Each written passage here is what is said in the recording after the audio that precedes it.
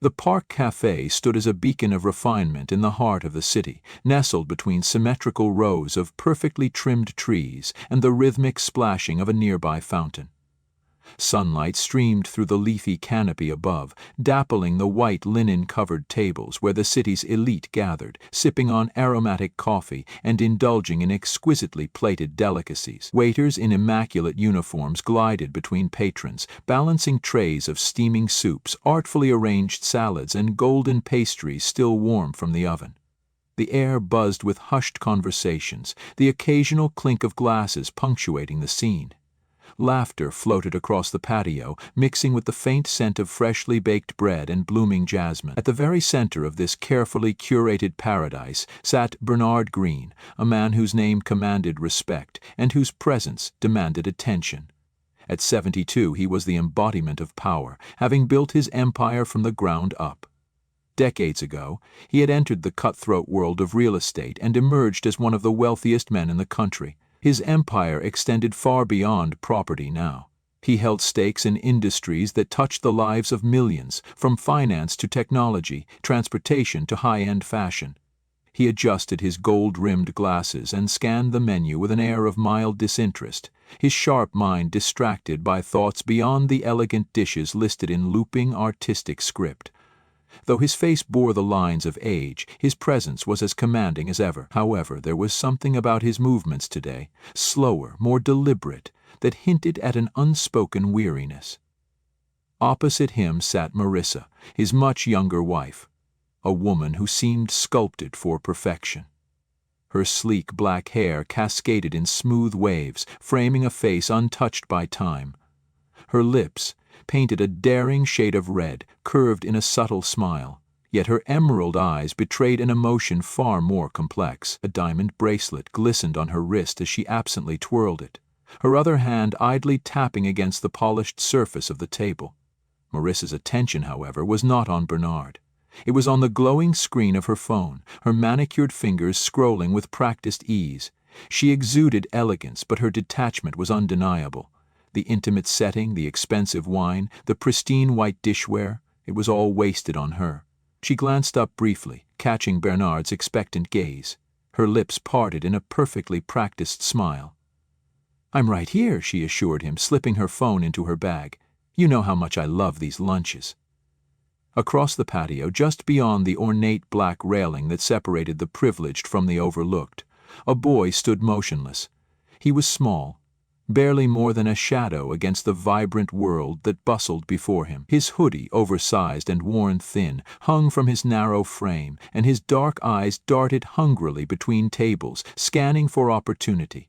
Malik had been here before, always on the periphery, always unseen, a ghost in a city that had no place for him. His stomach ached with hunger, a relentless reminder of the meals he had not had. He edged closer, his breath shallow as his gaze locked onto Bernard's table. There, in a pristine white bowl, was a dish that smelled rich and warm, its surface glistening beneath the midday sun. Next to it, a basket of freshly baked bread sat untouched, the steam still curling from its golden crust. Then, something changed. Marissa's movements were fluid, almost too casual. Malik watched as she reached into her designer handbag, her delicate fingers closing around something small, a glass vial. She twisted the cap with practiced ease, tilting her wrist just enough to let a clear liquid spill into the steaming bowl of soup. The substance disappeared instantly, swallowed by the fragrant broth as though it had never been there. Malik's breath hitched, his heartbeat pounded in his ears, his mind raced to make sense of what he had just seen. Had he imagined it? Could a woman so polished, sitting in a place so pristine, really be capable of something so sinister? Marissa leaned in closer to Bernard, her voice low, but Malik heard it, words laced with ice. "After all the trouble I've gone through, you won't ruin this now." Malik's chest tightened, his fingers curled into fists. He knew he had a choice. Walk away, pretend he had seen nothing. Who would believe a kid like him anyway? He was nobody, a street rat, a whisper in the wind. But as Bernard lifted his spoon, the rich aroma of the poisoned soup filling the air, Malik's instinct screamed at him. This wasn't just about hunger anymore. This was about something else, something bigger. Without thinking, he pushed forward, past the railing, past the waiters, past the gasps of surprised onlookers. "Don't eat that!" His voice cracked, but it rang through the cafe like a gunshot. All movement ceased, conversations cut off mid-sentence. A fork clattered onto the pavement. Bernard froze, his spoon suspended inches from his lips, his gaze snapping toward the boy. Marissa's head whipped around, her expression shifting from shock to fury in the span of a heartbeat. "What did you just say?" she demanded, her voice sharp as broken glass. Malik's knees trembled, but he stood his ground. "She put something in your soup," he said, his voice steadier now. "I saw her." A collective gasp rippled through the cafe. Eyes darted between the three of them, whispers hissing through the stunned silence. Bernard's expression darkened. He turned to Marissa, his voice eerily calm. "What is he talking about?" Marissa scoffed, waving a dismissive hand. "He's lying, look at him. Some street kid probably looking for attention or a handout." Malik clenched his fists. "I'm not lying. Smell it, taste it if you don't believe me." Bernard hesitated. Something about the boy's conviction sent a chill down his spine. He lifted the bowl slightly, inhaling deeply. A flicker of doubt crossed his face. Marissa's carefully composed mask cracked. "Bernard," she hissed, "this is ridiculous. Just eat your soup and let's go." But Bernard didn't move. His eyes, tired and calculating, remained fixed on her. "You've been acting strange for weeks, Marissa," he murmured. "Now I think I know why." Marissa stiffened. "You don't believe him over me, do you?" she demanded, her voice rising. "He's nobody, a liar." The cafe was deathly silent now, all eyes locked on the unfolding confrontation. Bernard's grip on the spoon tightened. "Then you won't mind if I have someone test it," he said smoothly, signaling to a nearby waiter. Marissa's face drained of color. Malik exhaled, his pulse still racing. The weight of the moment pressed down on all of them, and in that instant the world shifted forever. The accusation hung in the air like a thundercloud, dark and heavy with impending consequence. Bernard's voice cut through the hushed whispers of the cafe, his tone sharp enough to slice through steel. "You can't seriously think I'd poison myself," he said, finishing the accusation Marissa hadn't dared to voice. The murmurs in the cafe swelled, a rising tide of uncertainty and intrigue. Malik stood firm, his breath steady despite the storm raging within him. His pulse pounded in his ears, but he didn't let it show. He had spoken the truth, and now the weight of that truth pressed down upon the moment, threatening to crack it wide open. Marissa straightened, her posture stiffening into something unyielding, her expression a mask of icy disdain. "This is absurd," she declared, her voice loud enough to carry through the room. "I don't have to sit here and listen to this nonsense." She reached for her handbag, the motion swift, as though she could escape the situation with sheer force of will. But before she could turn away, Bernard's hand shot out, gripping her wrist with an unexpected strength for a man of his years. "You're not going anywhere," he said, his voice a low rumble of certainty. "Not until we get to the bottom of this." A waiter, who had been frozen in place up until now, finally found his voice. "Sir, should I call the police?" His hesitant words sent a ripple of tension through the cafe, and for the first time a shadow of real panic crossed Marissa's carefully composed face. "Don't you dare," she snapped, her voice razor-sharp with urgency. "This is just a misunderstanding. Bernard, you can't seriously believe—" Bernard raised a hand, silencing her without a word. His eyes, dark and stormy, remained locked onto hers. "Yes," he said, addressing the waiter. "Call them." A breath of relief washed over Malik, but it was fleeting.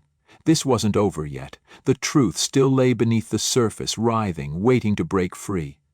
The cafe seemed to hold its breath as the waiter hurried inside to make the call. Bernard released Marissa's wrist, but his gaze remained unwavering, pinning her in place like a butterfly under glass. Marissa's practiced poise began to crumble. The effortless charm she had always worn like an armor was slipping, replaced by something raw and desperate. She glanced around, her lips parting slightly as if searching for an escape, but there was none. Malik took a step forward, though his hands trembled slightly. He had done his part, but what if no one believed him? What if Marissa twisted the story to her advantage? Doubt crept in like an insidious whisper, but he shook it off, planting his feet more firmly. Bernard's voice cut through the thick silence. "Malik, you said you saw her put something in the soup. Describe it." Malik swallowed and nodded. It was a small bottle like the kind used for medicine. The liquid inside was clear. She poured it in when you were looking at your phone, then stirred it in. I swear I saw it. Bernard's jaw tightened, his expression a mask of unreadable thought. He turned his gaze back to Marissa, who was already shaking her head. "This is absurd. He's lying. Why would he lie?" Bernard cut her off sharply. What could he possibly gain from this? The cafe stirred again, the onlookers murmuring amongst themselves, and then, breaking through the tension like a crack of thunder, the distant wail of sirens filled the air. Marissa's eyes darted to the bowl of soup. For the briefest of moments the mask she had so desperately clung to fell away, revealing something raw and guilty beneath. Then, like an animal backed into a corner, she turned on Malik, her voice venomous. "You've been spying on us, haven't you? Stirring up trouble because you're jealous of people who actually have something?" The words struck Malik like a slap, but he stood his ground. "I'm not jealous," he said, his voice steady. "I saw what I saw, and I couldn't just stand there and let you hurt him." The sirens grew louder. Moments later, 2 uniformed officers strode into the cafe, their presence making the room shrink with tension. Hands resting on their belts, one of them surveyed the scene. "What's going on here?" Bernard straightened, his presence still commanding despite the weight of betrayal pressing down on him. "Officers, I need you to look at this," he said, gesturing toward the bowl. "This boy claims my wife poisoned my food." The officers exchanged glances, their faces blank slates. One of them leaned in, sniffing the bowl cautiously before turning his gaze on Marissa. "Ma'am, do you have anything to say about this?" Her face burned crimson. "This is ridiculous. He's just some street kid trying to cause trouble. Bernard, you're really going to let this go this far?" But the officer wasn't interested in her deflections. "We need to test the contents." He reached for the bowl. "No!" Marissa's voice spiked with sudden panic. The outburst sent another ripple of unease through the room. The officer paused, narrowing his eyes. "Ma'am, is there something you'd like to tell us before we proceed?"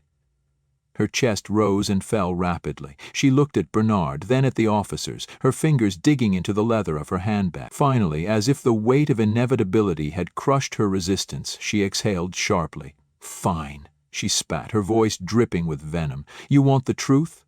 I'm sick of living in his shadow, sick of his control. He wasn't supposed to make it past this year, and She stopped, realizing too late the magnitude of her words. Gasps erupted throughout the cafe. Some patrons pulled out their phones, recording the moment. Bernard went pale, his body suddenly heavy with the burden of betrayal. The officer stepped forward, his face grim. "Ma'am, I'm placing you under arrest for attempted murder. Put your hands where I can see them." Marissa's composure shattered. She screamed, fought, tried to break free, but the officers restrained her, cuffing her hands behind her back. "You don't understand," she shrieked. "I deserved everything he had, everything!" As they led her away, her voice faded into the distance, swallowed by the murmur of the cafe. Bernard sat heavily in his chair, his hand trembling as he pushed the soup away. For a long moment he said nothing. Then, slowly, his eyes found Malik's. "Sit," Bernard said softly, gesturing to the chair across from him. Malik hesitated but obeyed. His shoulders tensed. Bernard exhaled, his expression one of exhaustion, of deep reflection. "You saved my life," he said. "I don't know how I can ever repay you." Malik fidgeted. I just couldn't let it happen." Bernard studied him, really seeing him for the first time. Most people would have looked away. But you didn't. That took courage. For the first time in a long while, Malik felt warmth spread through him, something like hope. And maybe, just maybe, things were about to change.